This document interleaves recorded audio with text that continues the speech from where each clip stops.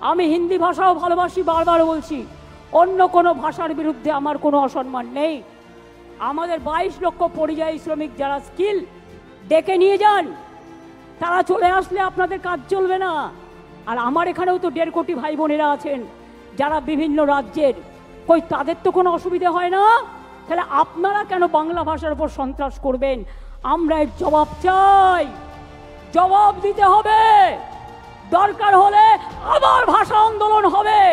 দেখতে চাই কত সাহস আছে আপনার, কত জেল আছে, কত কাস্টডি আছে, কত ডিটেনশন ক্যাম্প আছে। বাংলাকে বদলাতে গিয়ে ভারত সরকারের বদল হবে না তো? কি বন্ধুরা, বাংলাকে বদল করতে গিয়ে, বাংলায় তো পরিবর্তন হয়ে গেছে, নতুন করে হওয়ার নেই।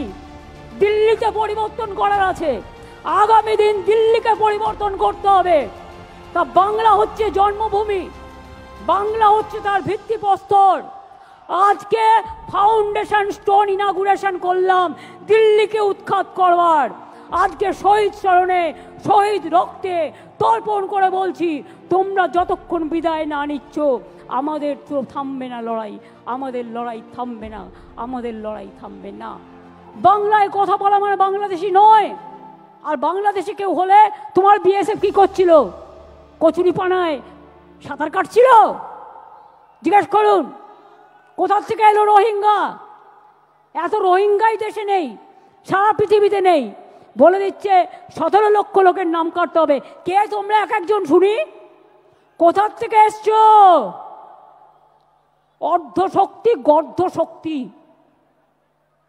কোনো জ্ঞান নেই। না আছে জ্ঞান, না আছে গুণ।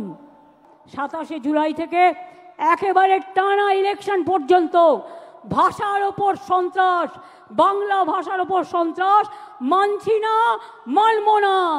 ভাষা আন্দোলন শুরু হলো, শুরু হলো ভাষা আন্দোলন। সব ভাষাকে সম্মান জানিয়ে বলবো, হর ভাষা কো হাম প্যার করতে হ্যায়। আর বাংলা ভাষা এশিয়াতে 2য় বৃহত্তম, আর সারা পৃথিবীতে সংখ্যা হচ্ছে 5ম স্থানে। কোনো ভাষার এই ব্যাপ্তি নেই, এত বিস্তৃতি নেই। সেই বাংলার ওপরে যদি অত্যাচার করো, বাংলা ভাষায় কথা বলে যদি অপরাধ হয়, তাহলে মনে রেখো ইঞ্চিতে ইঞ্চিতে জবাব দেব। এবং ভাষা আন্দোলন শুরু হবে 27শে জুলাই থেকে। মনে থাকবে, 27শে জুলাই থেকে ভাষা আন্দোলন শুরু হবে। আর তারপরে স্টেট ওয়াইজে যে প্রোগ্রামগুলো হবে, সেগুলো আমরা পরে আপনাদের অফিসিয়ালি পাঠিয়ে দেবো। মাংস খাবেন না, ফিশ ফ্রাই খাবে না, ফিশ ফিঙ্গার খাবে না। আমি বলি তোমাদের যা ইচ্ছে খাও না, তুমি অন্যকে খাবে কি না খাবে তোমার কি যায় আসে? তোমার কি যায় আসে? কে তোমায় এই অধিকার দিয়েছে দোকানে দোকানে গিয়ে ভাঙচুর করা? এখানে একবার করে দেখাও, আমরা একটু দেখি কত সাহস, কত সাহস দেখি। আমিও তো আজকে সোমবার, শ্রাবণী মেলার প্রথম সোমবার আমি করি, কিন্তু তাই বলে আমি অন্যকে বলবো তুমি খাবে না? এটা আমার নিজস্ব অধিকার, যার যার অধিকার নিজস্ব। কে কি খাবে, কোন ধর্ম পালন করবে, কোন ভাষায় কথা বলবে, কোথায় কথা বলবে। এবং আপনাদের বলবো বেশি করে বাংলাটা বলুন। উনি কেন স্টালিনের কথা বলছেন না? বসিরহাটের বাঙালি ভারতীয় মুসলমানরা আজকে কাজ হারানোর পরিস্থিতিতে চলে এসেছে তামিলনাড়ুতে।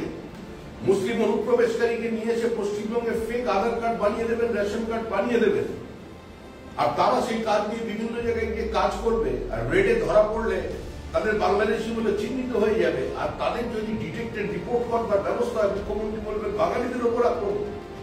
বাঙালি তো চিরকাল প্রতারিত, বাঙালির সঙ্গে প্রতারণা করেছে কংগ্রেস। কংগ্রেস রবীন্দ্রনাথের সঙ্গে প্রতারণা করেছে, কংগ্রেস নেতাজি সুভাষচন্দ্র বসুর সঙ্গে প্রতারণা করেছে, কংগ্রেস বাংলার নেতৃবৃন্দের সঙ্গে দীর্ঘকালীন প্রতারণা করেছে। কংগ্রেসের ইতিহাসই তো বাংলার সঙ্গে প্রতারণার ইতিহাস। আর সেই পর্ব থেকে জন্ম নিয়েছে তৃণমূল কংগ্রেস।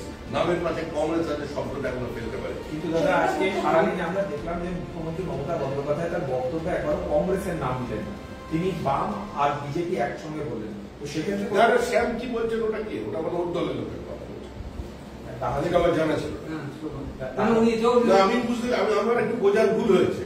আমি ভেবেছিলাম রামমান শ্যাম হয়তো বলছেন শ্যামটা হয়তো কংগ্রেস হবে। এখন তুমি কংগ্রেস, তোমার কথা শুনে এখন মনে হচ্ছে আমার ওটা দলের কথা।